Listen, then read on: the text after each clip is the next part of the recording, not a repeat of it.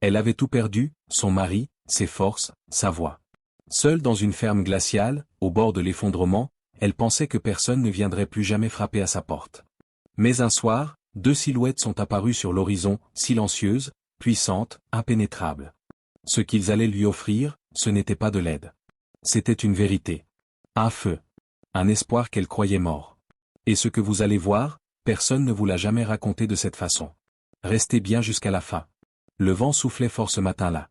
Il glissait entre les planches de bois fatiguées de la vieille maison d'Élise. Elle se tenait devant le tas de bois, les mains rouges, les bras lourds. Elle portait encore le même châle usé depuis l'automne. Chaque jour, elle fendait du bois, seule. Chaque nuit, elle regardait le feu s'éteindre un peu plus tôt. Elle avait appris à ne plus pleurer. Les larmes gelaient vite. Son cheval, dans la grange, ne mangeait presque plus. Il respirait lentement. Ses côtes étaient visibles, son regard vide. Élise passait chaque heure à son chevet, lui parlant doucement, même si elle doutait qu'il l'entende encore. Elle ne voulait pas le perdre. Il était le dernier vivant à se souvenir de Caleb. Caleb. Le nom brûlait encore en elle. Il était parti vite. Une fièvre, puis plus rien. Le silence dans la maison était devenu plus lourd que les murs. Élise avait survécu. Mais elle ne vivait plus vraiment. Ce matin-là, quelque chose changea. Au loin, sur la ligne pâle de l'horizon, deux formes apparaissaient. Grandes, droites, calmes. Deux chevaux. Deux hommes. Ils s'approchaient lentement, sans peur, sans bruit. Leurs manteaux longs flottaient dans le vent. L'un d'eux portait ses cheveux blancs en tresses épaisses. L'autre avait une carrure large, solide comme un vieux tronc d'arbre. Élise recula doucement, son dos touchant le bois empilé. Elle n'avait jamais vu d'homme pareil. Pas comme ceux du village. Pas bruyants. Pas sales. Ces hommes semblaient appartenir à un autre temps. À un autre monde. Ils s'arrêtèrent à quelques pas d'elle. Le vent s'arrêta lui aussi, comme pour écouter. Le premier homme descendit de cheval. Ses gestes étaient lents, précis. Il avait au moins 60 ans, peut-être plus. Son regard était profond. Quand il la regarda, elle sentit un frisson monter dans son dos. Ce n'était pas de la peur. C'était autre chose. Comme un souvenir qu'on ne comprend pas. L'autre homme, plus jeune, descendit à son tour. Il ne parlait pas. Il observait les lieux. La maison. La grange. La cheminée. Tout. Puis le plus âgé parla. Sa voix était basse, chaude, posée. Elle ne ressemblait à aucune voix qu'Élise connaissait. Il dit simplement, « Préparez vos affaires. Venez avec nous. » Élise ne bougea pas. Elle ne comprenait pas.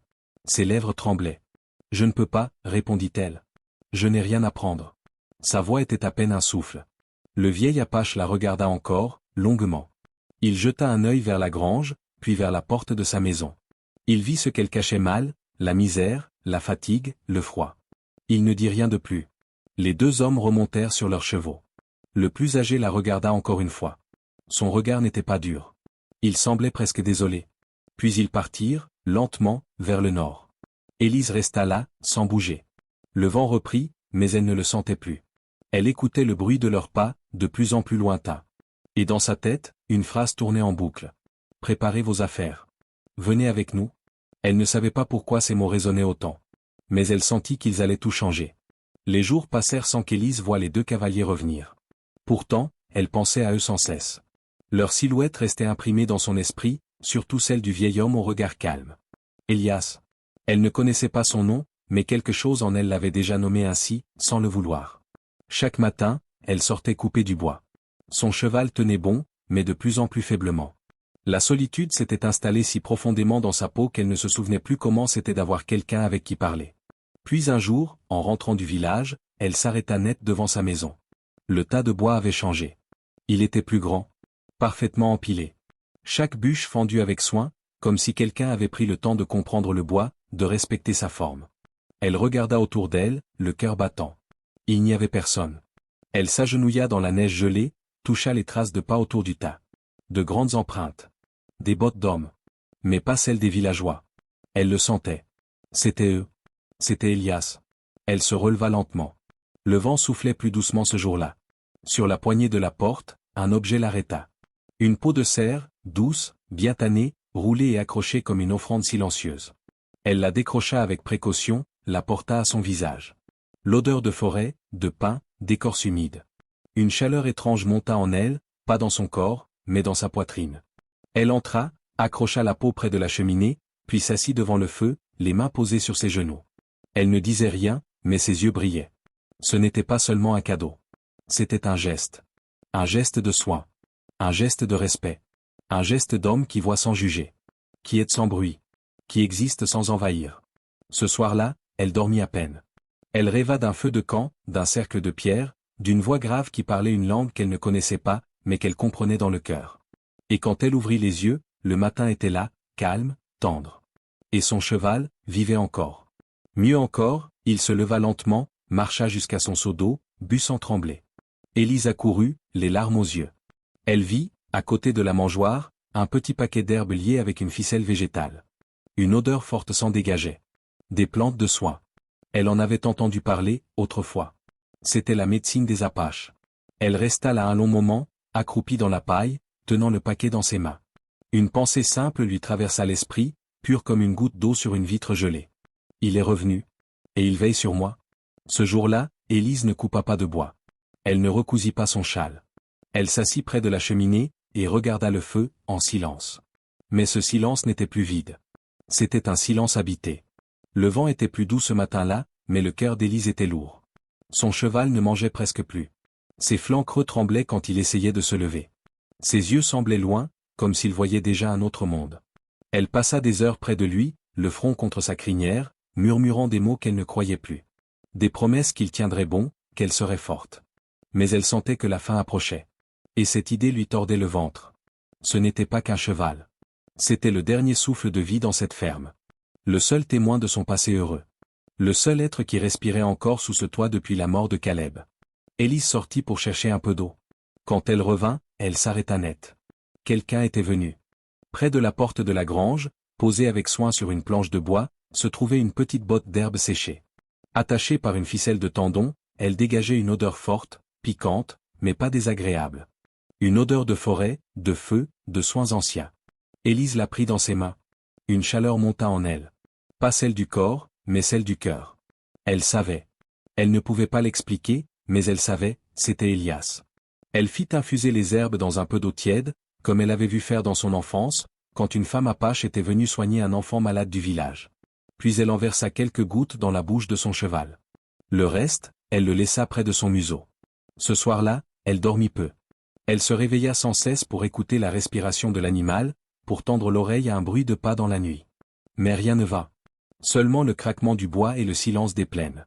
Le matin, quelque chose avait changé. Son cheval s'était levé. Lentement, mais debout. Il but un peu d'eau. Rechercha son seau de foin. Élise sentit les larmes lui monter. Elle s'approcha, posa une main douce sur son encolure. Il la regarda. Pas comme avant, mais pas non plus comme hier. Une vie fragile battait encore. Élise leva les yeux vers l'horizon. Vide. Silencieux. Mais elle ne se sentait plus seule. Quelqu'un était là. Quelqu'un veillait, sans bruit, sans parole, sans promesse. Un homme qu'elle ne connaissait pas. Un homme dont elle ne savait rien, sauf ceci, il la voyait. Ce jour-là, elle rangea sa maison. Elle nettoya la cheminée, plia les vieux vêtements, frotta les fenêtres avec un chiffon rugueux. Elle ne savait pas pourquoi, mais elle voulait que cet endroit respire mieux. Peut-être pour elle. Peut-être pour lui. Le soir venu, elle regarda le feu danser sur les murs. La peau de cerf pendait près de la porte, comme une main posée sur son épaule.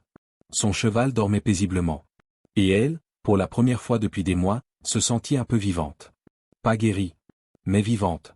La nuit tomba plus tôt que d'habitude. Le ciel était couvert, l'air plus lourd. Élise sentit l'angoisse monter dans sa gorge. Son cheval dormait, mais le vent soufflait comme un avertissement.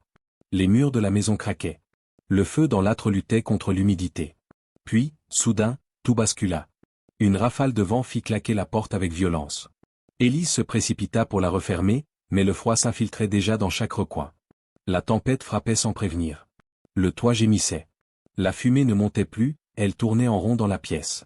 Elle toussa, les yeux remplis de larmes. Elle tenta de rajouter du bois, mais les bûches étaient humides. Elle sifflait, refusait de prendre. Elle attrapa la peau de cerf et la serra contre elle. Ce n'était plus une couverture, c'était une armure contre la peur. Puis un bruit sourd. Le toit céda en partie. De la glace et des morceaux de bois tombèrent dans la pièce, éteignant la moitié du feu.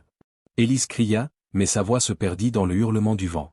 Elle voulut courir chercher des outils dans la grange, mais à peine eut-elle ouvert la porte que la tempête la projeta en arrière. Elle tomba dans la neige, le souffle coupé, la tête bourdonnante.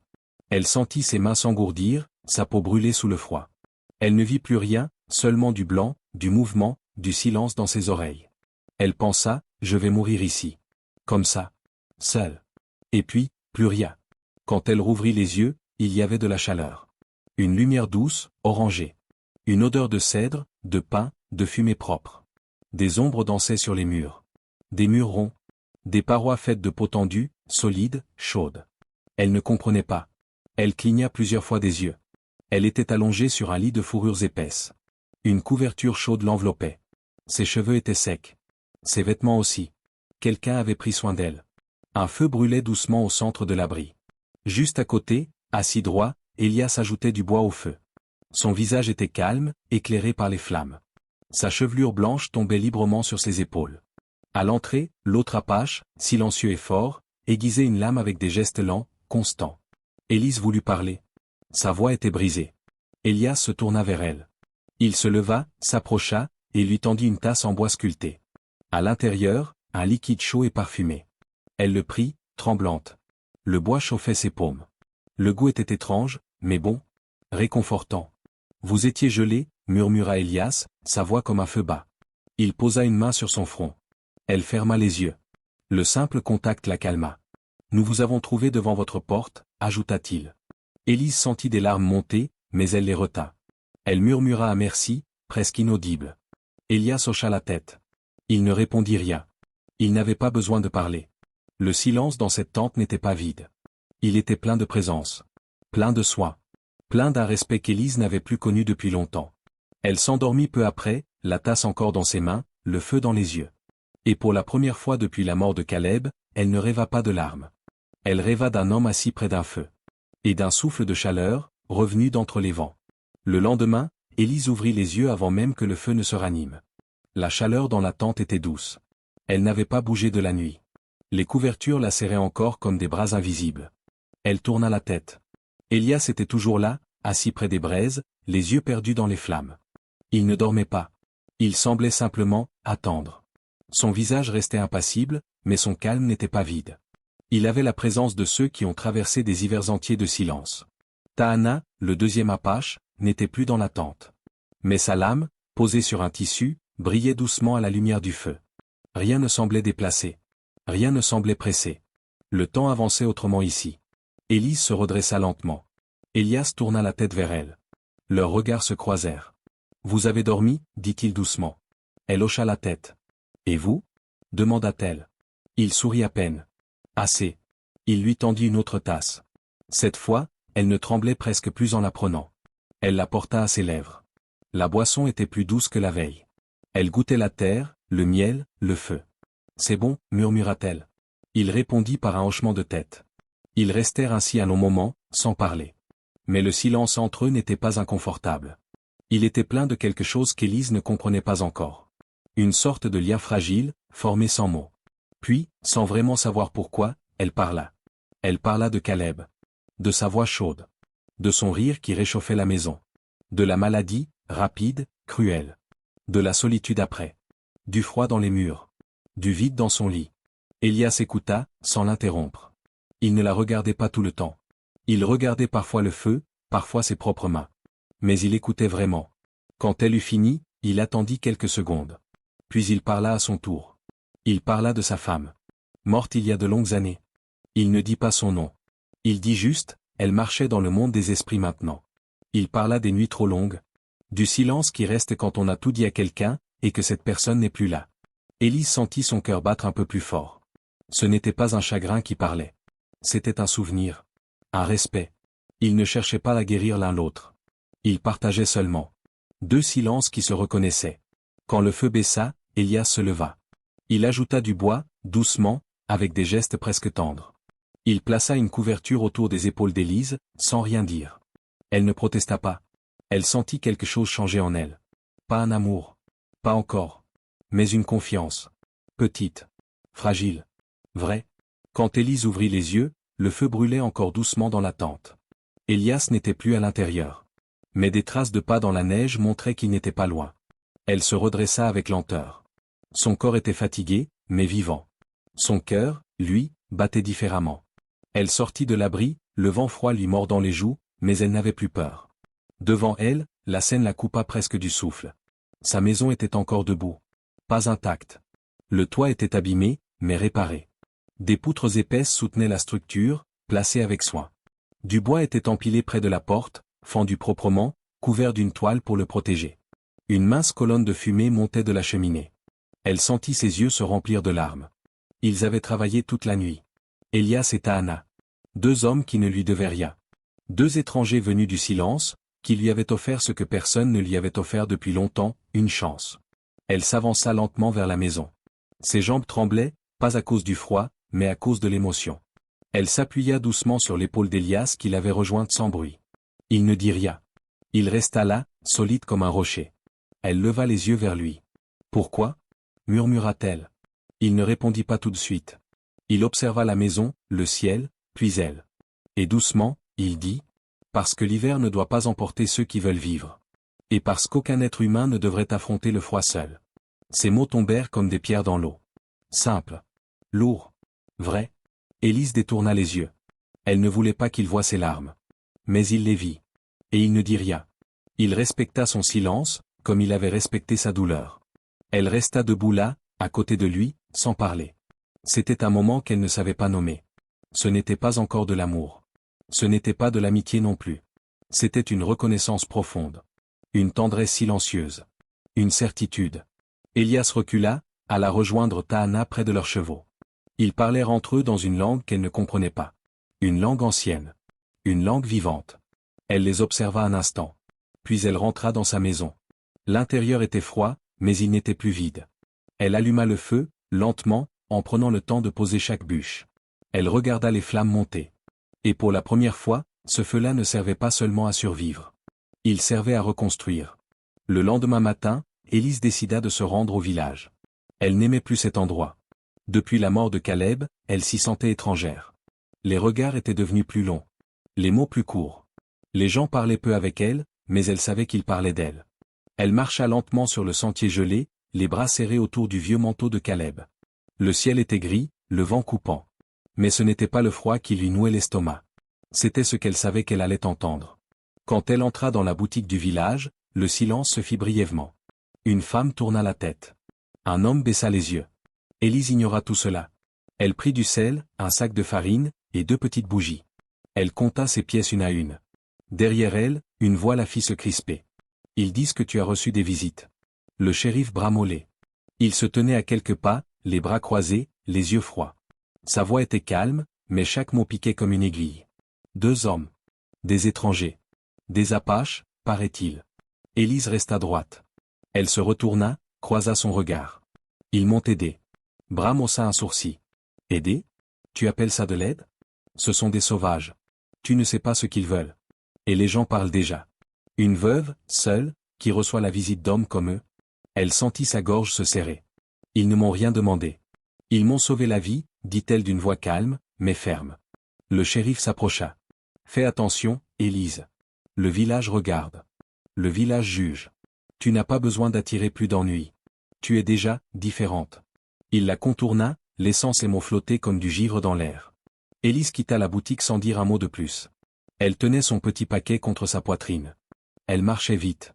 Ses joues brûlaient, mais ce n'était pas à cause du froid. C'était la honte. La colère. Et une douleur plus sourde encore, la peur qu'il ait raison. Quand elle arriva chez elle, la lumière tombait doucement sur le toit réparé.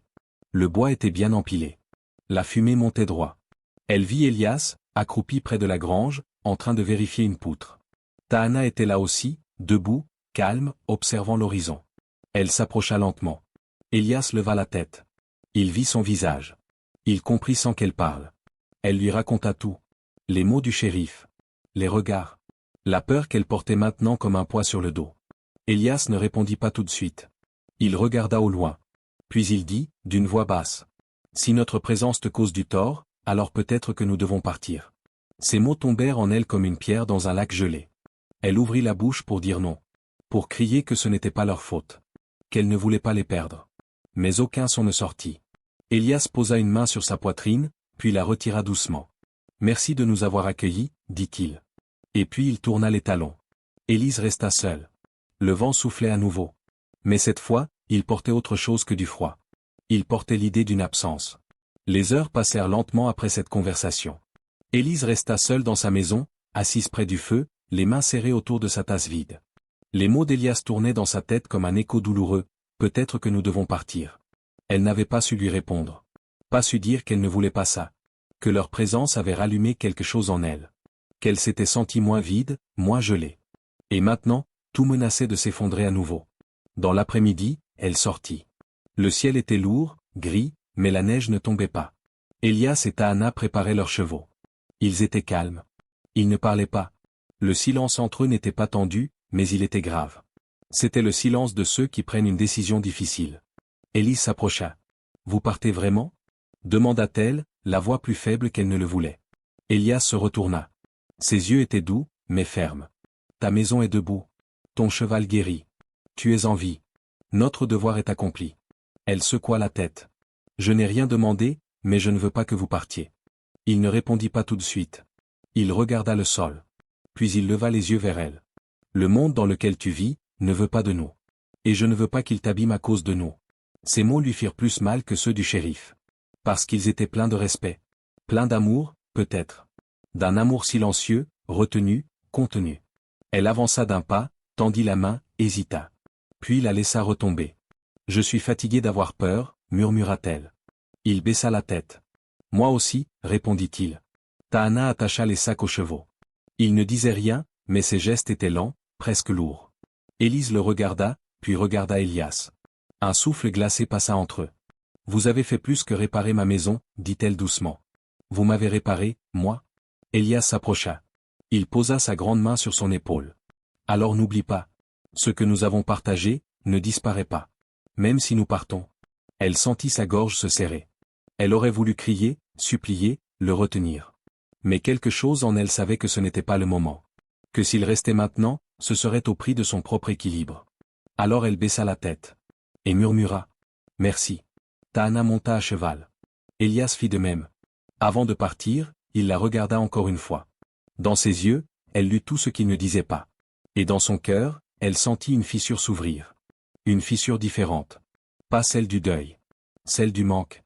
Le lendemain matin, tout était calme. Trop calme. Le vent ne soufflait presque plus.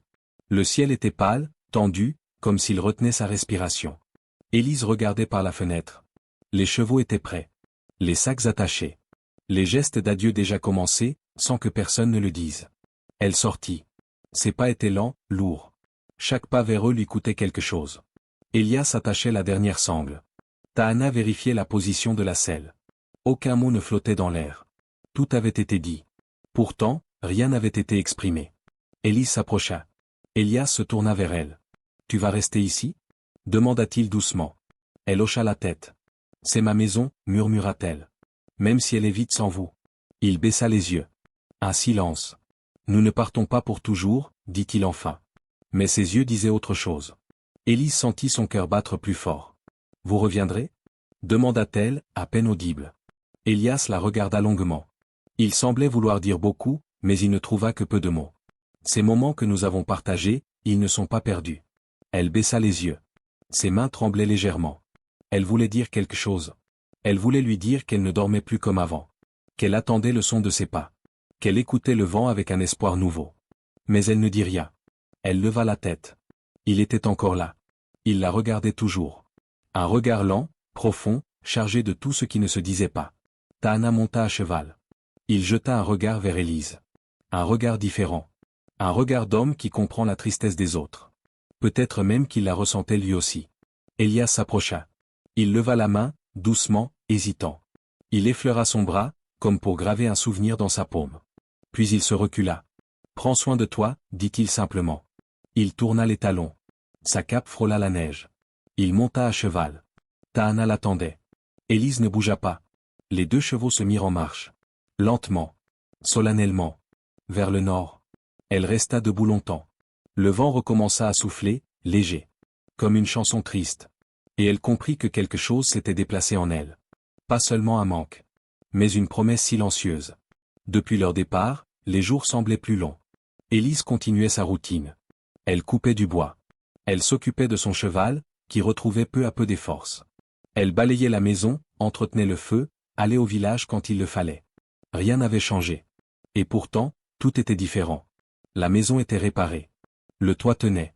La cheminée ne fumait plus vers l'intérieur. Le sol grinçait un peu moins. Mais c'était dans son cœur que les plus grands changements avaient eu lieu. Chaque matin, en se levant, elle regardait la porte. Comme si elle espérait voir Elias debout là, calme, silencieux, tenant un fagot de bois dans ses bras. Mais il n'était jamais là. Elle parlait peu à son cheval, mais quand elle le faisait, elle murmurait parfois son prénom à mi-voix. Elias, juste pour entendre le son. Juste pour voir si son cœur battait encore un peu plus vite en l'entendant. Et il battait. À chaque fois. Un matin, alors qu'elle allait chercher de l'eau au puits, elle trouva un objet posé près de la corde. Un petit pendentif en bois. Simple. Sculpté à la main. Un cercle. Un oiseau. Une ligne droite qui ressemblait à une rivière. Elle le toucha doucement. Elle savait qu'il venait de lui. Il était revenu, une nuit. Il avait marché dans le silence. Il avait déposé ce message. Je pense à toi. Elle le serra fort dans sa main. Puis elle le glissa autour de son cou. Elle se sentit moins seule ce jour-là. Mais dans le village, les choses n'étaient pas devenues plus faciles. Les regards étaient toujours présents. Les rumeurs n'avaient pas disparu. Mais Élise ne répondait plus. Elle ne se courbait plus. Elle avançait la tête droite, comme si quelqu'un marchait à ses côtés, même s'il était invisible aux autres. Un soir, elle resta longtemps assise devant le feu. Elle repensait aux mots d'Elias. Ces moments ne sont pas perdus. Et elle comprit quelque chose. Ce n'était pas l'amour romantique qu'elle attendait. Ce n'était pas une histoire rapide. C'était une transformation. Elle n'était plus seulement la veuve d'un homme disparu. Elle était une femme qui avait survécu. Une femme qu'on avait vue. Une femme qu'on avait sauvée, non pas de la faim, ni du froid mais de l'oubli. Et maintenant, elle savait une chose simple, mais profonde. Il était parti. Mais il n'avait pas tout emporté. La nuit tomba brutalement ce jour-là. Le vent soufflait comme une bête en colère. Le ciel s'était vidé de sa lumière, et les ombres s'étiraient comme des doigts froids sur les murs de la maison. Élise ferma les volets, cala la porte avec une barre de bois. Elle sentit une angoisse étrange monter dans son ventre. Elle ne savait pas pourquoi. Rien n'était différent. Et pourtant, quelque chose pesait dans l'air. Le feu brûlait faiblement. Elle remit du bois. Le silence était trop lourd. Puis, soudain, un bruit. Un grattement. Lent. Insistant. Elle se figea. Un autre bruit. Des pas. Non, des griffes. Elle s'approcha de la porte, la bougie à la main. Elle n'ouvrit pas, bien sûr. Mais elle écouta. Un souffle. Un grognement. Puis un hurlement. Elle recula d'un pas. Des loups. Ils étaient tout près. Plusieurs. Leurs corps frottaient contre les murs. Ils tournaient autour de la maison. Leurs crocs touchaient parfois le bois. Elle entendait leurs pattes racler le sol gelé. Son cœur s'accéléra. Elle ne cria pas. Elle ne pleura pas. Mais elle sentit son souffle devenir court. Elle s'adossa au mur, son corps tremblant. Les griffes continuaient de racler la porte. Les hurlements montaient, tournoyaient, encerclaient la maison comme une malédiction. Et puis, sans s'en rendre compte, elle murmura. « Elias ?» Ce n'était pas un appel. C'était une prière. Un simple mot, fragile. Comme si son cœur l'avait prononcé à sa place. Elle savait qu'il ne viendrait pas. Il était loin. Il ne pouvait pas l'entendre. Et pourtant, un bruit nouveau s'éleva. Pas un grognement. Un galop. Fort. Rapide. Tranchant. Des sabots frappaient la terre gelée comme un tambour de guerre. Les loups hurlèrent de surprise. Les bruits de griffes se turent. Un silence étrange s'installa. Élise courut à la fenêtre. Elle tira le rideau. 2 silhouettes surgissaient de l'obscurité. 2 chevaux. 2 hommes. Le vent portait leurs capes. La lumière de la lune faisait briller leurs cheveux longs. Elias. Et Tahana. Il était revenu. Avant même qu'elle n'ouvre la porte, il l'enfonça. Le froid entra, mais il fut chassé aussitôt par sa présence. Élise tomba dans ses bras. Elias la serra fort. Comme si elle pouvait disparaître. Ses mains tremblaient. Il posa son front contre le sien. « J'ai essayé de partir, murmura-t-il. Mais chaque vent portait ton nom. Chaque nuit, je pensais à ton silence. Mon cœur est revenu avant mon corps. » Élise éclata en larmes. Elle posa la main sur sa poitrine. Sentit son cœur battre, fort, vivant. « Je ne voulais pas que tu partes, » souffla-t-elle. Elias couvrit sa main avec la sienne. Sa voix était grave, remplie d'émotions contenues depuis trop longtemps. « Je tiens à toi, Élise. Pas comme un jeune homme plein de feu. Mais comme un homme brisé, qui a encore appris à aimer. » Elle ferma les yeux. Et pour la première fois, elle sentit qu'elle n'avait plus froid. Plus peur. Elle avait retrouvé ce qu'elle croyait perdu à jamais. Une chaleur qui ne venait pas du feu, mais d'un cœur revenu vers elle. La tempête était passée. Les loups avaient fui. Le vent s'était calmé. Mais dans le cœur d'Élise, une autre force soufflait. Plus chaude. Plus douce. Plus forte. Élias était resté. Il ne l'avait pas quitté à nouveau. Cette fois, il était entré dans la maison, avait refermé la porte, et s'était assis près du feu. Taana, comme toujours, était resté en retrait. Mais sa présence rassurait. Il semblait veiller sur eux, comme un mur silencieux entre leur paix et le reste du monde. Élise, encore tremblante, s'assit près d'Élias. Elle le regardait sans oser parler. Il tenait sa tasse entre ses mains larges, calleuses. Ses yeux fixaient les flammes, mais elle savait qu'il écoutait. « Tu es revenu » murmura-t-elle. Il hocha lentement la tête. Je ne pouvais pas rester loin. Quelque chose me ramenait. Toujours. Elle ferma les yeux. Ses mains se posèrent doucement sur ses genoux. Je t'ai attendu. Même si je n'osais pas me l'avouer. Il tourna la tête vers elle. Ses yeux étaient sombres, profonds. Pleins de silence. Pleins d'émotions retenues depuis longtemps. Moi aussi, dit-il simplement. Ils ne parlèrent pas davantage. Il n'y avait rien à expliquer. Il n'y avait pas de promesse. Juste une présence. Une évidence silencieuse. Le lendemain matin, la lumière entra par la fenêtre. Une lumière pâle, mais claire. Comme si le ciel voulait leur faire cadeau d'un début nouveau. Taana avait réparé la porte. Il avait empilé du bois près de la grange. Il ne parlait toujours pas, mais chaque geste était une phrase. Élise sortit avec Élias. Elle marcha lentement, appuyée contre lui. Ses pas étaient hésitants, mais elle ne tombait pas. Il était là. Il ne la pressait pas. Il avançait à son rythme. Ils regardèrent la plaine ensemble. Le froid était toujours là. Mais il ne piquait plus. Il n'était plus un ennemi. Juste une saison parmi d'autres. Je ne comprends pas pourquoi tu fais tout ça, dit-elle doucement. Élias regarda l'horizon. Parce que personne ne devrait affronter le froid seul. Elle tourna les yeux vers lui. Et moi, je ne veux plus vivre seul. Il baissa la tête. Un sourire discret, presque invisible, glissa sur ses lèvres. Alors ne vis plus seul. Le vent passa. Léger. Comme une caresse sur leur visage. Ils restèrent là, sans parler. Deux êtres que la douleur avait brisés, recollés lentement par la patience, la confiance et le silence. Et pour la première fois, Élise n'attendait plus qu'on vienne la sauver. Elle vivait avec quelqu'un qui restait. Depuis son retour, Élias ne parlait pas beaucoup. Et pourtant, sa présence remplissait chaque pièce. Chaque recoin de silence devenait plus doux. Plus vivant. Il réparait les choses abîmées. Le toit. La barrière. Même une vieille chaise que Caleb avait construite autrefois. Il faisait tout cela sans demander, sans bruit. Juste avec ses mains. Et un calme qui apaisait. Taana, lui, restait en retrait. Il ne dormait pas dans la maison. Il montait sa tente non loin, près des arbres. Il gardait les yeux ouverts longtemps après que les autres aient fermé les leurs. Il veillait, comme une sentinelle muette. Comme un frère qui protège sans poser de questions. Élise préparait les repas. Ce n'était pas grand-chose, un peu de farine, quelques haricots, un peu de bouillon. Mais quand elle les servait, elle sentait quelque chose qu'elle n'avait pas ressenti depuis longtemps. Le partage. Un soir, ils mangèrent ensemble près du feu. La lumière tremblait sur leur visage. Élias tenait sa tasse dans ses mains. Il ne regardait pas Élise, mais elle sentait qu'il l'écoutait. Elle prit une inspiration lente. « Je ne sais pas ce que c'est, ce que je ressens, » dit-elle doucement. « Mais ce n'est pas de la peur. » Il leva les yeux. « Ce n'est pas non plus un besoin. Je n'ai pas besoin de toi pour vivre. » Il acquiesça.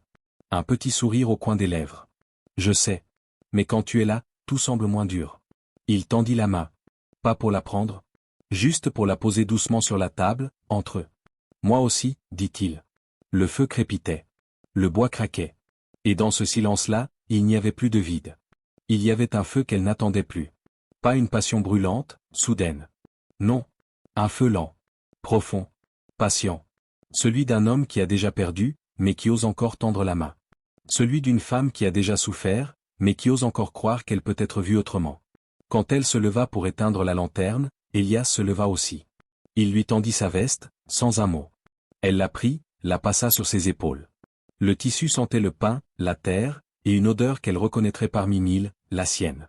Ce soir-là, elle dormit profondément. Et dans ses rêves, il n'y avait ni loup, ni solitude. Juste le son du feu. Et le souvenir d'une main posée près de la sienne. Les jours passèrent. Lentement. Calmement. Le froid était toujours là, mais il semblait reculer, un peu plus chaque matin. Non pas parce que la saison changeait, mais parce qu'à deux, la maison ne tremblait plus de la même façon. Élise se levait plus tôt. Elle préparait de la soupe, rangeait les outils, nettoyait la cour. Elle ne faisait pas tout seul. Elias la rejoignait, sans bruit, sans ordre. Il portait le bois, réparait les planches, aidait l'animal malade à se relever. Il ne parlait pas beaucoup. Mais chaque regard, chaque geste partagé, valait plus que 1000 mots. Tahana veillait toujours. Il chassait parfois. Il ramenait du gibier, des racines, ou des plantes qu'Élise ne connaissait pas. Il restait peu à l'intérieur, mais elle sentait sa présence. Elle la respectait. Il était un protecteur silencieux, un frère d'ombre. Un soir, alors que le feu dansait doucement dans l'âtre, Elias s'approcha de la table. Élise était assise, les mains posées sur un morceau de tissu à recoudre. Il s'arrêta. Il ne dit rien. Elle leva les yeux. « Tu veux t'asseoir » demanda-t-elle. Il hocha la tête. Il s'assit à côté d'elle, très près, sans la toucher. Il resta un moment à fixer ses mains, puis il dit doucement. « Je ne savais pas que mon cœur pouvait encore ressentir. » Elle le regarda, surprise. Ses yeux brillaient, mais il ne pleurait pas. Il parlait comme un homme qui a porté une douleur pendant trop longtemps.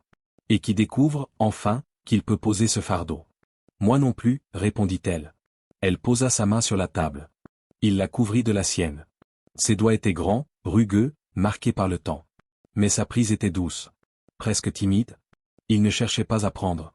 Il offrait. « Tu n'es pas seul, dit-il simplement. » Elle sentit une chaleur étrange se répandre en elle. Ce n'était pas le feu. Ce n'était pas l'amour comme dans les livres. C'était mieux. C'était la tendresse de ceux qui ont survécu. Le lendemain, ils travaillèrent côte à côte, sans parler du soir précédent. Ils n'avaient pas besoin de mots. Le froid reculait à chaque pas, à chaque regard, à chaque partage. Et même si le village ne comprenait pas, même si certains continuaient de juger, Élise, elle, savait. Elle avait retrouvé la vie. Pas une vie de rêve. Pas une vie facile. Mais une vie où elle n'était plus seule. Le printemps n'était pas encore là. Pas vraiment. La terre était encore dure. L'air encore sec. Le givre traînait parfois le matin sur les vitres. Mais dans le cœur d'Élise, quelque chose avait changé. Elle se levait avec une force nouvelle. Pas une force bruyante. Une force tranquille. Stable. Elle ne comptait plus les jours. Elle ne pesait plus les silences. Elle vivait. Elias était toujours là. Pas chaque nuit. Pas chaque instant. Parfois, il partait avec Tahana pour 2 jours. Par devoir. Par respect pour son peuple. Mais il revenait toujours. Et chaque fois qu'il revenait, il retrouvait sa place. Sans mots. Sans promesses. Juste avec ses mains, ses yeux, sa présence. Le village, lui, n'avait pas changé. Les regards étaient toujours là. Les murmures aussi. On jugeait. On imaginait. On salissait, sans jamais connaître. Un jour, le shérif croisa Élise sur le chemin. Il s'arrêta, son chapeau à la main. « Il est toujours là, dit-il d'un ton dur. » Elle le fixa, calme. « Oui. Et je suis toujours debout. » Il la regarda, surpris par sa réponse. Mais il ne dit rien de plus. Il partit. Ce soir-là, Élise alluma le feu plus tôt. Elle posa la vieille tasse sculptée sur la table. Elle rangea les vêtements lavés. Et quand elle entendit les sabots dans la cour, son cœur ne s'emballa pas de peur. Il s'ouvrit. Elias entra. Il sourit doucement. Elle s'approcha. Le silence entre eux était devenu familier. Chaleureux. Riche. « Tu es revenu, dit-elle. Toujours, répondit-il. Ils s'assirent près du feu. Tahana les rejoignit un moment. Puis, comme souvent, il quitta la pièce sans bruit, les laissant seuls. Élise tourna la tête vers Elias. « Tu m'as rendu à moi-même, murmura-t-elle. Il baissa les yeux. « Et toi, tu m'as montré que l'hiver n'a pas le dernier mot. » Ils se regardèrent. Longtemps. Puis il posa sa main sur la sienne. Elle ne bougea pas. Le feu crépitait. Le vent dehors était doux. Et même si la terre était encore gelée, même si le monde restait rude, même si les cicatrices ne disparaissaient pas, quelque chose avait fleuri. Quelque chose de rare. Quelque chose de vrai. Si cette histoire vous a touché, laissez un petit j'aime, cela nous aide beaucoup à continuer. Et si vous croyez, comme Élise, qu'on ne devrait jamais affronter le froid seul, abonnez-vous à la chaîne. Chaque semaine, on vous raconte des histoires vraies, intimes, pleines de silence et de force. Merci d'avoir été avec nous jusqu'au bout. On vous lit dans les commentaires.